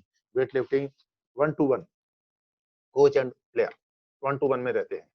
उसको कितना भी वहाँ अनाउंसमेंट में बोलते जाओ बेट कोच थोड़ा पीछे जाओ, कोई नहीं जाता, फिर भी उधर खड़े रहते हैं वो लोग, फिर भी उसको लोग कुछ ना कुछ बोलते रहते हैं वो लोग। तो ओनली थिंग को कैमरे को अवॉइड करते हैं, बट वो सब चीजें उनको गाइड करते हैं अपने प्लेयर को। और प्लेयर भी कई बार लिफ्ट लेते तक, वो वहां तक पहुंचने तक, जब आप देखोगे बंदा बार पे पहुंच रहा है, तब भी वो कई बार कोच की तरफ घूम के देखता है, but coach is telling, he is expecting something. अगर उस टाइम में आप सोचो, अगर कोच उसका कुछ उसको देख ही नहीं रहा, मान लो जब कोच अपना डायरी लिखने पे बैठा है, तो फिर उस कोच के उस प्लेयर का साइकोलॉजी क्या होगा, व्हाट ही विल डू। उसकी एक्सपेक्टेशन कुछ और है, वो साइकोलॉजिकली बूस्टेड है, वो पूरा तैयार भी है, सब कुछ आपने उससे करके रखा है, वो कंपटीशन के रेडी भी है। लेकिन जो कंपटीशन इंस्ट्रक्शंस हैं, जो कंपटीशन क्यूज हैं, वो हम उसको नहीं दे पा रहे उस टाइम। उसकी एक्सपेक्टेशन कुछ और है कि कोच मेरे साथ में है, coach is involved in my competition. Player की साइकी ऐसी होती है, यस मेरा कोच का मेरे ऊपर हाथ है, मेरा कोच पीछे खड़ा है, उस बेस को देख के वो करते हैं। Same not only in our competition, से हमारे teams are participating in the national international competition, they are also same thing. वो कोचेस का भी ऐसे क्यू रहता है, वो कोचेस भी ऐसे इंस्ट्रक्शन देते हैं। ऐसा नहीं है कि उसका ड्यूटी कुछ और है, वो लेके गया, उसके उसके काम है, वो ही करेगा। अगर आप नीचे से काम नहीं करो तो वो भी क्या कर लेगा? आपको नीचे से ही काम करने हैं, तभी वो जाके आप ये पूरे सिस्टम को आप इकट्ठा डेवलप करके एक पिरामिड पोजीशन में जाएंगे, तभी आप ऊपर जाके एक्सपेक्ट करते हैं कि yes now we have reached, आपको भी सेटिस्फेक्शन होगा घर बैठे के, यस मेरा मैंने लिफ्टर तैयार किया था, उसने उधर अच्छा कर दिया है ऐसा। तो जो कोच साथ में गए उनका भी ऑनर आता है उस बात के लिए, आपका भी ऑनर है उस बात के लिए। तो ये एक जो प्राइमरी जो फैक्टर है जो हम कोचेस के लिए कंसिडर कर रहे हैं। सेकंडली वार्म अप, वैसे वार्म अप के हमारे पास अलग से क्लास भी है, उसमें general specific competition warm up की क्लासेस हैं, बट यहाँ पे भी जैसे हम कोच के रोल की बात कर रहे हैं, तो कोच का रोल है कि जैसे वार्म अप हुआ, वार्म अप शुरू हो रहा है, तो he should be with his lifters. कई कोच क्या करते हैं कि बॉडी वेट दिला दिया, ओके अब लिफ्टर आ गया, कंपटीशन शुरू हो गया, लाइनअप हो गया, जहाँ लाइनअप से पहले या लाइनअप से बाद जो भी करना है, जितना उसको टाइम मिला है, वो क्या कर लेते हैं कि उनको पहले तो उनको बोर्ड से पता नहीं चलता है कि उसका बंदा पहले लिफ्टिंग स्टार्ट करना। बहुत बार देखो कोच लास्ट में भागते हुए उन लोगों को, ओए मेरा लिफ्ट आ गया, मेरा लिफ्ट आ गया, ऐसे बोलते रहते हैं। ये किसका काम है? ये लिफ्टर का काम है, ये कोच का काम। कोच को अगर उसका लिफ्टर लो लेवल का लिफ्टर है, मतलब एक्सपीरियंस में कोई बात नहीं, सभी लोग हाई लेवल पे नहीं जा सकते, आपके पास लो लेवल भी लिफ्टर हो सकते हैं, आप उनके साथ में आपने चेक करना है कि इसकी टर्न कब आती है, कितने अटेम्प्ट्स बाकी हैं। अब मान लो आपने इमीडिएटली उसी का टर्न आता है, तो उसको लाइनअप से पहले आपको वार्म अप करवा लेना चाहिए, जो बाम लगाना है, पट्टी बांधनी है, और वार्म अप जाने से लाइनअप जाने से पहले उसको 1-2 अटेम्प्ट आपको बार तक कराना चाहिए, ताकि जब वो आता है तो 40-50 से स्टार्ट करके आप उसको टारगेट पे ले जाओ। पर कुछ लोग कोच लोग ऐसा नहीं करते, वो बैठे रहते हैं, बाद में उसका लिफ्टर भागता रहता है, फिर वो ब्लेम करते हैं ऑर्गेनाइजर को, जल्दी बुला दिया, जल्दी बुला दिया। ऐसा नहीं ना, आपके लिए एक जो ऑर्गेनाइजर्स है वो कंपटीशन कंडक्ट कर रहे हैं, उनके पास बहुत सारे टास्क हैं, उनके तो आपका सब कुछ देखना है, आपका कंपटीशन तो आप करवा लो। अगर वो भी आप नहीं कर रहे, then you are failing in your duty, coaches are failure, it's not the failure of organisers. तो वो आपने देखना है। तो वार्म अप में the warm up should not be so physically demanding that it detracts from the energy necessary to compete। इतना ज्यादा warm up नहीं कर लेना चाहिए प्लेयर को जो एनर्जी उसको कंपटीशन के लिए चाहिए थी वो उसकी वार्म अप में ही चली। ये मैं आपको बाद में जब हमारा स्पेसिफिक वो सब्जेक्ट आएगा उसके बारे में और भी इसको अच्छी तरह से आपसे एक्सप्लेन करूंगा, कोच लोग क्या करते हैं और कैसे होता है ये सब काम, कैसे वो बंदों को मरवाते हैं वार्म अप के अंदर, वो भी आपको मैं अच्छी तरह से बताऊंगा कि प्रैक्टिकली क्या होता है वहाँ पे, क्या करना चाहिए और क्या हम करते हैं, वो भी मैं आपके डिस्कस करेंगे। बट ये उसका मेन फंक्शन है। वैसे फिलहाल हम कोच की ड्यूटी देख रहे हैं कि जब वार्म अप शुरू हुआ है, जहाँ आपका बंदा कंपटीशन में आ गया है, तो उसके बाद से कोच का ड्यूटी है सारा कुछ उसको गाइड करना, कितने बजे लाइनअप में आएगा, कितने बजे रूम से आएगा, कैसे वो वार्म अप करेगा, कब वो जूता पहनेगा, कब पट्टी करनेगा, कब उसने बॉम्ब लगाना है, ये सब कोच का काम है, ये सब कोच को देखना है, क्योंकि प्लेयर के ऊपर तो ऑलरेडी बहुत सारा प्रेशर रहता है उस समय, वो साइकोलॉजिकली बहुत सारा प्रेशर में रहते हैं, तो ये सब चीजें हम उसको गाइड करना है as a coach, as a mentor, जो हम पहले हम डिस्कस करके बैठे हैं। ओके, देन जो ईच वार्म अप लिफ्ट है is performed toward goal preparing the nervous system for the competitive lift।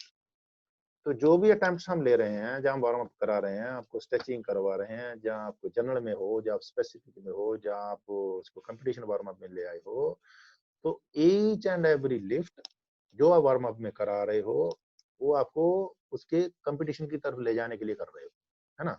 ऐसा तो नहीं है कि अभी वार्म अप हो गया, चल कोई बात नहीं, अभी कंपटीशन कल कर लेंगे, ऐसा तो नहीं होने वाला। आपकी अच्छे से अल्लाह है उसको, यहाँ पे वार्म अप कर रहा है तो कम्पीट करने के लिए कर रहा है। तो जब आपने मान लो आपने उसको नीचे से वार्म अप जैसे शुरू करते हैं बार से, वो कितनी स्पीड होनी चाहिए उसकी उस टाइम में। अगर आपका बंदा 150 स्नैच करने वाला तो खाली बार से क्या स्पीड दिखाएगा आपको, 50 केजी 70 के ऐसे लाइक दिस। सो ये थोड़ा प्रैक्टिकल चीजें हैं, ये मैं थोड़ा आपको बाद में बताऊंगा, क्योंकि जो नेक्स्ट सब्जेक्ट है वो हमारे और स्पीकर्स लेने वाले हैं, वार्म अप के ऊपर हम तब चले जाएंगे। देन जो टाइमिंग है वार्म अप का, उसकी टाइमिंग आपको रिदम जो देखना है आपने, मैं पहले बोला कि भाग दौड़ नहीं करना है, लिफ्टरों को नहीं भगाना, बाद में कि तेरा टर्न आ गया, तेरा आ गया, वो रिदम को आपको उसको मेंटेन करना है, दैट इज हिज ड्यूटी। वो भी हम वार्म अप टाइम में डिस्कस करेंगे, कितना टाइम होना चाहिए, कैसे कैसे करना चाहिए, that are practical things.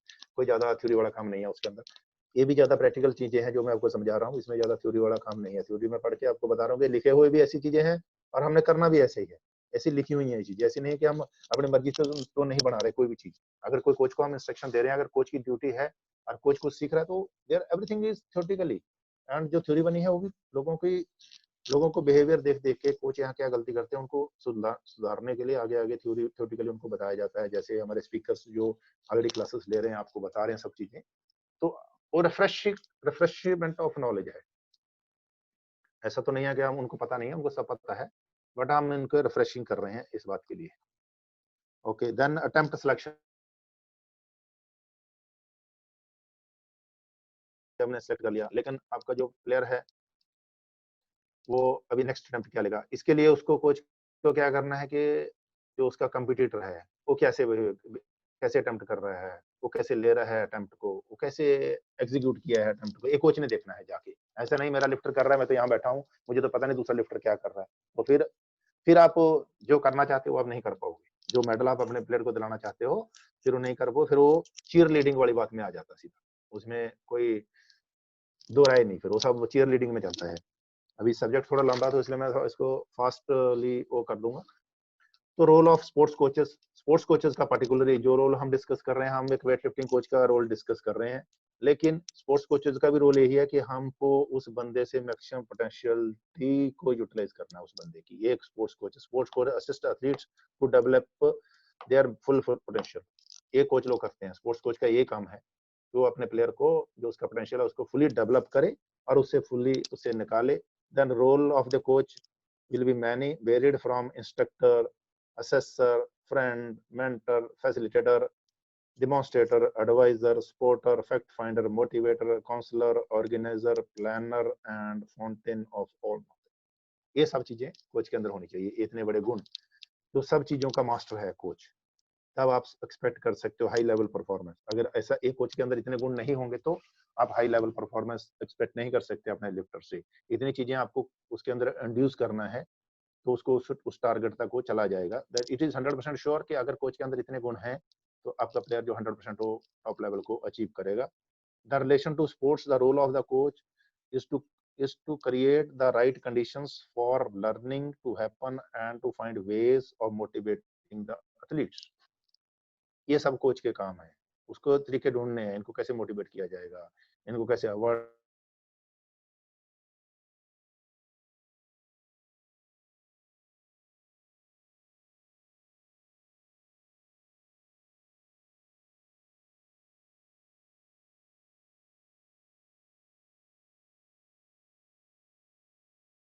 army, air force, navy and all police departments. They have been not recruited to do only sports. They have been paid by the department, but they should do their duties.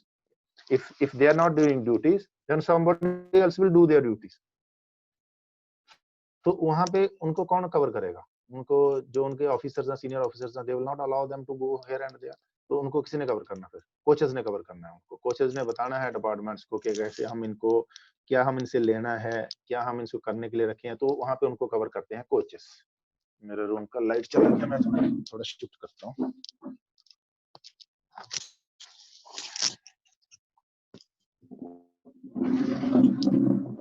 Sorry, यहाँ पे light का थोड़ा concern है।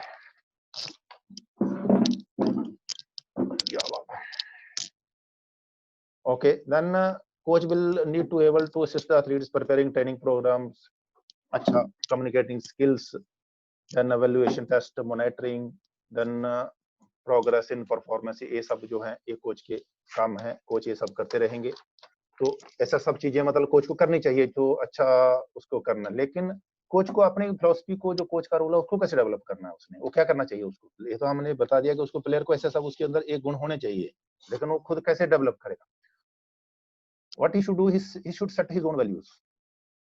उसको क्या करना है, उसको विजन होना चाहिए। Then objectives, the purpose of work उसका क्या है, ये उसको पता होना चाहिए। What for is here, what for is in the department, wherever is working. As a coach उसकी क्या ड्यूटी बनती है, टू डेवलप ए मिशन। उसका एक मिशन, जैसे लड़ाई लड़ते हैं हम लोग, स्पोर्ट्स कहते हैं ना कि ये sports itself, then sports itself is a war. अगर लड़ाई नहीं लड़ती, किसी जगह में कोई लड़ाई नहीं चलती, तो स्पोर्ट्स को भी हमको एक लड़ाई की तरह डील करना चाहिए। सो उसको ये सब सेट करना है कि उसका मिशन क्या है, स्टैंडर्ड्स उसको एस्टेब्लिश करने के स्टैंडर्ड्स क्या है। तो चूज योर लीडरशिप स्टाइल। जैसे मैंने पहले बोला था कि कोचों के अंदर लीडरशिप स्टाइल होना चाहिए, बॉसी टाइप अथॉरिटेरियन कोच होना चाहिए। यस, मैं ही कर सकता हूँ, मैं करवा सकता हूँ। So this all qualities coach must have. So ये उसके अपने अंदर सेट करनी चाहिए। देन प्रिंसिपल्स क्या होना चाहिए, उसके प्रिंसिपल्स क्या होने चाहिए, उसकी कोचिंग स्पिरिट होनी चाहिए, रिलेशनशिप होना अच्छा होना चाहिए, ट्रस्ट होना चाहिए। अपने प्लेयर्स के ऊपर ट्रस्ट करो कि yes they are here for us and they are studying so much to do this thing, this must be have a trust उसके आपके जो प्लेयर्स हैं उनके अंदर आपको क्वेश्चन करने की क्यूरियोसिटी होनी चाहिए, आपको क्वेश्चन पूछ सकते हैं, क्योंकि हम लोग जब लिफ्टिंग करते थे हम लोग को कुछ लोग आज इंटेंसिटी हाई रहेगा, आज वॉल्यूम हाई रहेगा, अभी तक कुछ कोचों को भी नहीं पता चलता कि इंटेंसिटी और वॉल्यूम क्या होता है, किस लिए हाई रहेगा, किस लिए लो रहेगा। अभी भी कुछ कोचों को नहीं, अगर वो इंटेंसिटी पे उसको कुछ बता दो भाई, तू वॉल्यूम निकाल के बता दो या लोड का वॉल्यूम बता दो, तभी भी उनको पता नहीं चलता what is intensity and what is volume.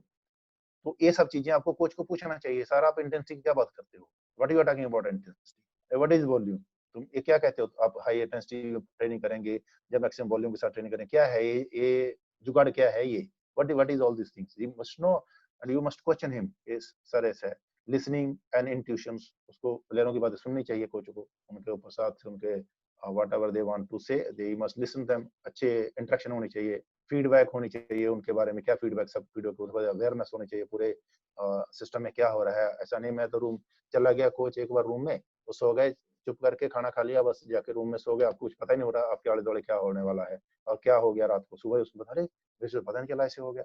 अगर आप पूरे इंस्टीट्यूट की बात नहीं कर रहे तो आपको कम से कम अपनी टीम के बारे में पूरा अवेयरनेस होना चाहिए, आपके बच्चे ने क्या कर रहे हैं रात को, या वो लड़के हैं लड़कियां हैं, हॉस्टल में कितने बजे गए, कितने बजे उन्होंने खाना खाया, सभी सो गए, उसके बाद कुछ प्रॉब्लम नहीं हुआ, या कोई बच्चा बाहर तो नहीं रह गया, वो कहीं घूमने गया था तो ही is not come in time back, और आप लोग खाना खा लिया तो आपने देखा भी नहीं वो आया नहीं आया, तो उसके फ्रेंड्स ने बोला सर वो बाहर गया है अभी आ जाएगा, बट आपको पता ही नहीं उसके बारे में, वो कब आया तो सुबह आपके लिए कुछ पंगा खड़ा कर दिया। ऐसे भी हमने कैंप्स में देखा है, ऐसा भी बाद में चीजें फेस की गई हैं कोचों द्वारा कि रात को क्या हो गया, कोच को सुबह पता चलता है कि यार ऐसे पंगा हो गया, तो वहाँ पे तो ये सब चीजें अवेयरनेस जो टोटल एरिया की बारे में आपको जानना चाहिए, सुजेशंस लेने चाहिए आपको स्पोर्ट्समैनों से, जहाँ और लोगों से जो आपके साथ काम करते हैं, जैसे आपकी जो कंट्रोलर्स हैं, आपकी इंस्टीट्यूशंस हैं, उनके सजेशंस आपको जरूर सुनने चाहिए, क्या करना चाहते हैं, फिर आपके गोल्स फिक्स होने चाहिए, एक्शन प्लान क्या है, ये सब होना चाहिए, अकाउंटेबिलिटी एंड अकम्पलिशमेंट, आपकी अकाउंटेबिलिटी होनी चाहिए, आपको खुद सोचना चाहिए मैं इसके लिए अकाउंटेबल हूँ, कुछ कुछ तो ऐसे नहीं है, कुछ नहीं तो मेरा थोड़ी जरूरी है, it is not my duty. तो मैं ज्यादा सीरियस वर्ड इसमें नहीं यूज करता, लेकिन ऐसा फीलिंग है लोगों का, ये मेरा काम नहीं है यार, ऐसे बोलते जाते हैं। अगर आप एक इंस्टीट्यूट में काम कर रहे हो, जो भी एनसीयू है या एसटीसी हैं, जहाँ कोई भी डिपार्टमेंट से जिनकी टीमें आपके साथ हैं, इट डजंट मीन कि आपको कोच बना दिया तो बस आपका वही काम है, आप अपनी लाइन पे चलते रह जाओगे, आप किसी चीज के अकाउंटेबल ही नहीं हो। अभी हम लोग जहाँ पे जिस सिचुएशन में हम लोग रहते हैं, we are accountable for each and everything. NCU कैसे काम कर रहा है उसके लिए हम अकाउंटेबल हैं, हम भी उसके उस डिपार्टमेंट के बंदे हैं, हमारी ड्यूटी बनती है उस बात के लिए, अकाउंटेबिलिटी हमको लेनी चाहिए उस बात के लिए। It's not that too serious, ऐसा भी नहीं है इसमें कुछ, बट ओनली थिंग इज आपको एक रिस्पॉन्सिबिलिटी लेना है डिपार्टमेंट का। Yes, department is looking after me, I must look after each and everything of the department. एक सुई भी अगर डिपार्टमेंट से इधर उधर होता है उसके लिए मैं अकाउंटेबल हूँ। मैं दूसरे बच्चों के वेलफेयर, मेरा टीम नहीं है, मेरे पास वुशु, बॉक्सिंग, हॉकी सब टीम है मेरे को, मेरा कोच यहाँ पे नहीं है, so I am the senior most, it's my duty to look after those fellows also. It's not that कि they will do whatever they wish. अगर हम उसको कंट्रोल कर लेंगे तो उनके, हम किस लिए कंट्रोल कर रहे हैं, उनकी परफॉर्मेंस के लिए। अगर वो यहाँ पे आके इधर उधर खिलरते रहेंगे, इधर उधर घूमते रहेंगे, प्रैक्टिस नहीं करेंगे, तो what what as a coach हमारा ड्यूटी कैसे बना फिर उसके ऊपर, हमारा ड्यूटी क्यों नहीं बनता उसके ऊपर। मान लो हमारा इंचार्ज नहीं है तो वो ऑफिस ड्यूटी भी हमारी बनती है फिर वहाँ पे, इसलिए हम वेट करते रहेंगे वो आएगा तो वही करेगा, ऐसा नहीं। अकाउंटेबल होना चाहिए कोच को, दिस ऑल प्रिंसिपल्स होने चाहिए कोच के, ऐसा है अगर वो डिपार्टमेंट में है, ईच एंड एवरीथिंग जो भी गेम्स हैं उसके साथ में, अगर वो किसी दूसरे टीम में कोई जूनियर कोचेस हैं या उससे सीनियर कोचेस हैं, उनका सजेशन ले सकते हैं, या उनके जूनियर कोचेस उनको गाइड कर सकते हैं, भाई ऐसा बिहेव मत करो, आप प्लेयरों के साथ कैसे इंटरेक्ट करना, आप लोग बहुत सारे सीनियर कोचेस हमारे पास बैठे हैं हमारे पैनल पे, we must guide each and everybody in our institution, so that that institution runs very nicely and our results also goes good. Then जो कल पंड्या ने एक प्रैक्टिकल रिस्पांसिबिलिटीज ऑफ कोचेस है, उसको जल्दी से हम उसमें गुरु थ्रू करेंगे, लेकिन ज्यादा एक्सप्लेनेशन की जरूरत नहीं। Checking and controlling applied physical conditioning, कैसे आप यूज कर रहे हो, कौन सी एक्सरसाइजेज आपने देना है, देन प्रोग्रेसली आप क्या क्या डेवलप कर रहे हो, सुटेबल वेट्स आपने चुनने हैं, अप्लाई सुटेबल असिस्टिंग एक्सरसाइजेज को, बंदा कहीं कहाँ वीक है उसके लिए सुटेबल क्या वो आपने सब देखने हैं। Harmonious development of the physical state हुआ कोच का एक ड्यूटी बनता है। Then assurance of performance, 100% coach की ड्यूटी बनती है कि उसकी बंदे की परफॉर्मेंस अश्योर्ड है।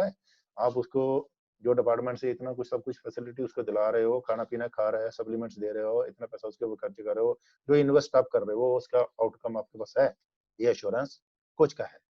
देन प्रिवेंटिंग ऑफ इंजुरीज, उसकी इंजुरीज को आपने मेन ध्यान उस पर भी रखना है आपने, ताकि वो जो एक नॉर्मल ह्यूमन बीइंग है उसको इतना ज्यादा डेंजर से इंजरी हो जाए कि वो बाद का अपना लाइफ ही अच्छी तरह से ना लीड कर पाए, इतना डेंजरसली वो इंजर्ड हो जाए। तो वो सब कोच का प्राइम ड्यूटी है कि हमको जो ह्यूमन वैल्यूज है उनका भी केयर करना है। जो कोच, हमको उस बात का ध्यान रखना है, ओनली उनको किल नहीं करना। हमको किल नहीं करना स्पोर्ट्समैन को। एक इंसान है वो, उसको किल नहीं करना है आपने। अगर आपको लगता है ये इंजर्ड है, इसमें ज्यादा परफॉर्म नहीं कर सकता, तो आप उसको ट्रांसफर ऑफ टैलेंट्स भी कर सकते हैं। मैंने पहले टैलेंट्स की बात की थी, लेकिन मैंने की थी आपके साथ, क्योंकि हमारे जैसे हम वेट लिफ्टिंग पार्टिकुलरली कंसर्न है हम, लेकिन हमारे पास सिस्टर कंसर्न्ड गेम्स हैं वेट लिफ्टिंग की। और भी गेमों में ऐसे ऐसे सिस्टर कंसर्न्ड गेम्स होती हैं कि ये बंदा यहाँ नहीं कर सकता। जैसे कुछ टाइम पहले जो रेसलिंग में बहुत लोग सुटेबली फिट नहीं बैठ रहे थे, उसे बॉयज एंड गर्ल्स, वो जुडो में ट्रांसफर कर लिए बहुत सारे लोग। जुडो उसका सिस्टर कंसर्न्ड गेम है, तो उन्होंने वहां जाकर अच्छा परफॉर्मेंस किया और अच्छे अच्छे इंटरनेशनल मेडल्स लिस्ट गए। वो अर्जुन बड़ी हुई उसमें मैं आई नो भाई history, I know this thing has happened. And here also अगर वेट लिफ्टिंग आपको लगता है कि नहीं है, तो उसको अगर वो बंदा, चलो वो गेम में हमारी ओलंपिक कंसर्न गेम नहीं है, बट वो बॉडी बिल्डिंग भी कर सकता है, वो भी एक स्पोर्ट्स है हमारे देश के अंदर चलती है। वो पावर लिफ्टिंग भी जा सकता है, वो भी हमारे सिस्टर कंसर्न गेम है। तो हमको ये देखना है कि ये बंदा हमारे यूज नहीं है अभी, अगर इतना डेंजरसली इंजर्ड है तो पर्टिकुलरली कहाँ सेट हो सकता है। तो ये ट्रांसफर ऑफ टैलेंट भी आप कोच उसको दे सकता है। देन डिसीजन मेकिंग अपने प्लेयर्स के अंदर कैसे इंड्यूस करना है। स्पोर्ट्समैन का जो डिसीजन मैंने पहले बोला था कि जैसे वो स्नैच कर रहा है, उसने कहाँ पकड़ना, उसको कौन से एंगल पे जाएगा, वो किसने एंगल को, अगर मान लो अपने 140 स्टार्ट दे दिया और उसको ऊपर पकड़ लिया, आ गया उसके, उसने पकड़ा ही नहीं, उसको ध्यान ही नहीं दिया इस बात के लिए, वो क्या डिसीजन लिया फिर उसने। ये डिसीजन इंस्टेंट डिसीजन जिसको हम बोलते हैं, this he should tell. Then ये सब चीजें जो कोच को उसको कंपटीशन के अंदर, जो हमने पहले बोला था कि कंपटीशन में क्लोज प्रॉक्सिमिटी रहती है, तो कोच को कंपटीशन के अंदर उसको बतानी चाहिए। Coach much must observe his warm up, starting से जो पूरा कंपटीशन तक उसका पूरा एकदम लास्ट तक, लास्ट लिफ्ट तक कोच को उसको ऑब्जर्व करते रहना चाहिए। Coach must guide the competitor in the competition by observing the board or listening to the announcements। ज्यादा कोच खुद भी बोर्ड को देख के, आजकल तो बहुत सारे इलेक्ट्रॉनिक सिस्टम्स हैं, सब पता चलता रहता है, बार बार अनाउंसमेंट बहुत अच्छी है। पहले जब मैंने किया था, आधा कंपटीशन चल गया, स्कोर बोर्ड ही नहीं आता था, तब स्कोर बोर्ड का पता चलता था। हाँ भी स्कोर बोर्ड आ गया, तब लोगों को पता चलता जैसा भी हमारा कंपटीशन चल रहा। तो ये चीजें भी प्लेयर खुद भी जज कर सकते हैं, कोच उनको गाइड भी कर सकते हैं, उनको टीचिंग में ला सकते हैं कि यस कैसे बोर्ड देखा जाता है, कैसे अनाउंसमेंट सुना जाता है, कैसे कैसे ऊपर नीचे होता है competition. This all things we must teach them. तो जैसे वो प्लेयर बार बार पकड़ लेता है, तो कोच को पता होना चाहिए कि अभी मुझे इसे इंस्ट्रक्शन नहीं देनी चाहिए, तो वहां पे आप रोक सकते हो अपने आप को, वो कोच की ड्यूटी बनता है। देन मैं जैसे पहले भी बोला कि हम लोग क्या बार करते हैं कि वो जैसे चीयर लीडिंग की तरह हमने फटक से डायरी पे आ जाते हैं। फिर अभी लिफ्ट कंप्लीट नहीं हुआ, लेकिन हम डायरी लिखने बैठ जाते हैं और हमको पता नहीं चलता कि वो बंदे ने आगे गिरा लिया पीछे गिरा लिया। उसके बाद लास्ट में कोच क्या करते हैं, वो सेम जूरी को नहीं तो रेफरी के पास चले जाएंगे, सर क्या हुआ था। अब कौन क्या हुआ था सबने देखा है, लेकिन कोच को पता नहीं कि वहाँ क्या हुआ था। तो ये सब चीजें कोच की ही डेफिशिएंसी है, इसमें किसी का कोई गलती नहीं है। तो इसलिए उस लिफ्टर को लास्ट तक, जब तक उसकी लिफ्ट ग्राउंड को टच नहीं कर जाती, तब तक उसको वॉच करते रहना है। भाई उसने कहाँ गिरा लिया, कहीं गिरा दिया तो उसने पेड़ के नीचे गिरा दिया, जब उसके एक साइड ही से नीचे टच कर गया, आपको पता नहीं इस बात के लिए, वो तो भाग गिरा था लेके थे लिफ्ट, आपने सोचा तो कर दिया। जब उसने पीछे गिरा दिया, जब बजर नहीं हुआ, रेफरी ने बोला नहीं। तो ये सब चीजें भाई आप कोचेस को वेरी मच केयरफुली ऑब्जर्व करनी चाहिए। ये हमारा ड्यूटी बनता है। This all things qualities, this as a philosophy, ये कोच का रोल है। ये इस कोच के अंदर सब ये क्वालिटीज होनी चाहिए जो अभी तक मैंने बोला आपको। तो कंक्लूजन क्या लिखते हैं हम, standing at the side of competition platform, shooting video with phone and writing diary during the competition are not the task of a coach. सबसे बड़ा काम शूटिंग वीडियो शूट कर लेना और डायरी लिखते रहना प्लेटफॉर्म के साइड में खड़े होके, एक कोच का काम नहीं है, चाहे वो किसी भी लेवल का कोच होने दो, किसी भी लेवल का कोच होने दो। अगर मेरे लिफ्ट ने 3 लिफ्ट लगाई हैं और स्नैच लिंजर 6 लिफ्ट करी है उसने टोटल, तो मुझे पता उसने कितना टोटल किया, मुझे पता होना चाहिए। ये मैं घर जाके भी लिख सकता हूँ, जब मेरा कंपटीशन खत्म हो गया उसके बाद भी मैं लिख सकता हूँ। और आपके पास स्कोर शीट्स होती हैं, आप बोर्ड चल रहा है आपके साथ में, बोर्ड से आप देख के लिख सकते हो। एक coach is someone who is there to facilitate great performance। Coach वो बंदा है जो लिफ्टर की मर्जी पे उसको नहीं छोड़ता कि लिफ्टर ने कितना कर लिया वो लिफ्टर है, कितना आपने उससे करवा लिया वो है coach. A coach is someone who is there to facilitate great performance. जो ग्रेट परफॉर्मेंस को फैसिलिटेट करते हैं वो है कोच। प्लेयरों के ऊपर नहीं छोड़ दिया तूने, जो प्रैक्टिस में किया तो उतना भी यहाँ के रिपीट नहीं किया, ऐसा नहीं, वो कोच नहीं। हाँ, अगर आपका बंदा आउट ऑफ प्रैक्टिस है, ठीक है, चलो उसने जो भी कर लिया आप उसे एक्सपेक्ट कर सकते हो, लेकिन अगर उसने आपको प्रिपरेशन आप करवा रहे हो, उसके ऊपर हार्ड वर्क, सवेरे उठ के उसके साथ भाग दौड़ कर रहे हो, अगर वो अच्छी तरह परफॉर्मेंस नहीं कर रहा, it means he is not fit और you are not fit. So this is the conclusion. मैं बार बार बोलता हूँ ये बात को कि coaches must take 100% involvement with their players so that they can execute to the maximum of their level, maximum of their potentiality. We must utilize their maximum potentiality to get the medals at a higher level. So I think it's a long lesson still, but thank you very much. I am finishing with this. If anybody wants to know anything, you can ask, please.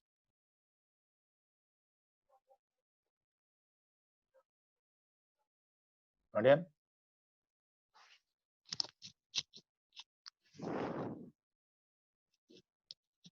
Nadian? Sir, 1 minute, sir, please. Okay.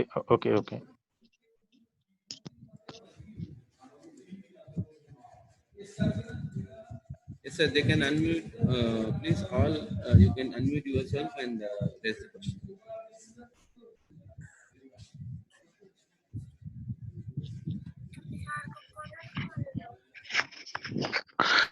Hello sir. Yes sir, please. हाँ sir, Harishankar बोल रहा हूँ UP से मैं। जी sir बोलिए। Sir ये मान लिया हमने बेट तैयार किया, वो अच्छा नहीं बना, हम पावर लिफ्टिंग में डाल दिया उसको, अच्छा पावर लिफ्टिंग कर रहा है, तो उसका अचीवमेंट सर क्या हमारी उसका अचीवमेंट क्या बोला? ये परफॉर्मेंस उसने दे दी इंटरनेशनल लेवल पे पावर लिफ्टिंग में, तो हमारे डायरेक्टेड में जो परफॉर्मेंस नहीं गिनते हैं, उसकी मानते नहीं है कि आपका अचीवमेंट है, आप वेट लिफ्टिंग कोच हैं, लिहाजा आप वेट लिफ्टिंग में ही मानिए उसको। तो ये पावर लिफ्टिंग में जी नहीं कोच साहब, आपका जो पॉइंट है बहुत वैल्यूड है। ऐसा भी बहुत जगह होता है, ऐसे भी जो लो लेवल पे जो कोचेस देश में ऐसा पॉलिसी अभी भी चल रहा है, तो जो नीचे लेवल में लोग काम कर रहे हैं उनका रिकॉग्निशन ऊपर लेवल में नहीं है जी। तो आपने तैयार किया, आपको रिकॉग्निशन मिलना चाहिए। ये हम लोग भी इस बात के लिए बार बार बोलते हैं, लेकिन अब ये सिस्टम ही ऐसे हैं कि इसको ज्यादा नहीं कर सकते। हर जगह ऐसे हो रहा है, ऐसी बात नहीं है कि आप ऐसे सही बोल रहे हो, बहुत जगह ऐसे हुआ है, हमने देखा है खुद प्रैक्टिकली। बट विल स्टिल, जैसे हमारा मिनिस्ट्री के साथ कोई बात होगा ऐसा, तो ये आपका जो कंसर्न है वो शेयर करेंगे हम।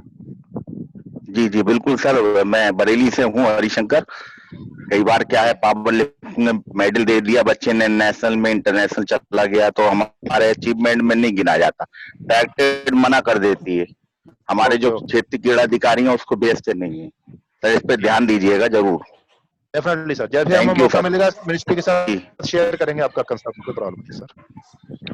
हेलो यस हेलो यस, मैं सर देवेंद्र गोस्वामी बोल रहा हूँ सर, यूपी से, वाराणसी से। सर मैं यूपी स्कूल कोच हूँ, बच्चों की टीम लेके जाता हूँ। मेरे साथ थोड़ी प्रॉब्लम आती है, मेरे साथ जो बच्चे जाते हैं वो बिगिनर्स होते हैं और अननोन होते हैं बच्चे मेरे साथ, तो कुछ उनके साथ कैसे डील किया जाए, कैसे किया जाए, एक बार इस पे भी सर थोड़ा सा किसी दिन ये क्लास चले तो थोड़ा मेरे लिए बेनिफिशियल होगा। डेफिनेटली अब हमारे पास टाइम है, इसको कंसर्न को हम शेयर करेंगे आपके साथ। हाँ सर, इसीलिए मैंने रिक्वेस्ट किया, क्योंकि मेरे साथ सारे बच्चे एकदम रॉ मटेरियल होते हैं, बिगिनर्स होते हैं ज्यादातर सभी। अगर उनको टेक्निकली कोई बात करता भी हो तो उन्हें समझ नहीं आती है कैसे डील किया जाए उनके साथ, ये थोड़ी प्रॉब्लम आती है मेरे साथ। कोई बात नहीं, आप अकेले में मुझे कॉल कर लेना कभी भी, मैं आपको अच्छी तरह से बताऊंगा कहाँ क्या अप्रोच कर सकते हैं आप, किसको अपने करना है, कैसे आप करोगे प्रैक्टिकली, क्योंकि सभी चीजें हम पोर्टल पे शेयर नहीं कर सकेंगे। हमारे पास और भी सीनियर कोचेस हैं पोर्टल पे, वो भी आपको इस चीजों के लिए गाइड कर पाएंगे। यूपी में तो हमारे बहुत अच्छे कोचेस हैं, वो भी आपको गाइड कर लेंगे, ऐसा कोई प्रॉब्लम नहीं, आपका कंसर्न जरूर नोट किया जाएगा। Okay sir, thank you. Anybody?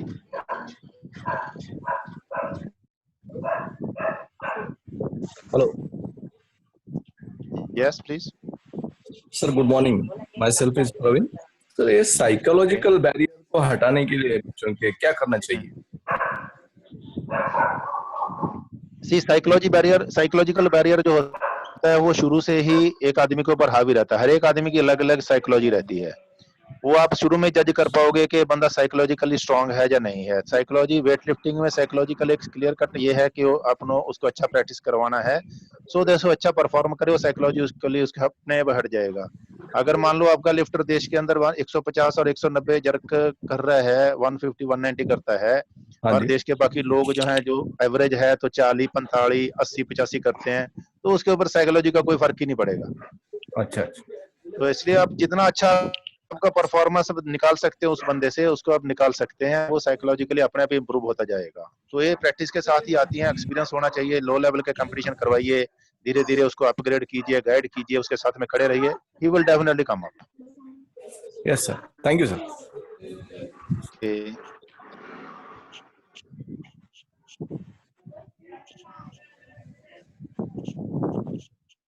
Shall we close? Sir slide दिखाई दे रहे हैं ना सर? हाँ, slide is okay. Yeah. Okay sir, fine. Shall I end the meeting, We sir? can close then. Thank you. Thank you Okay, sir. each and Thank everyone you. present on the portal. I am thankful to all the senior coaches, those who are here. I still request each and everyone, particularly serial coaches, they can speak on any of the point. If we are missing some points, they can also come up and speak and give their advice to our young coaches. So that also will be accepted with our portal. No problem. You can speak anything. So we will be requesting you people have some great point on the portal on the particular subject and speak something with your experience. Thank you each and everyone. Thank you, sir. Thank you so much. Okay, thank Attendance you. हो गया Pandyan? Okay Attendance sir, हो okay. गया? Yes sir. DD को सब बोलेंगे. Okay.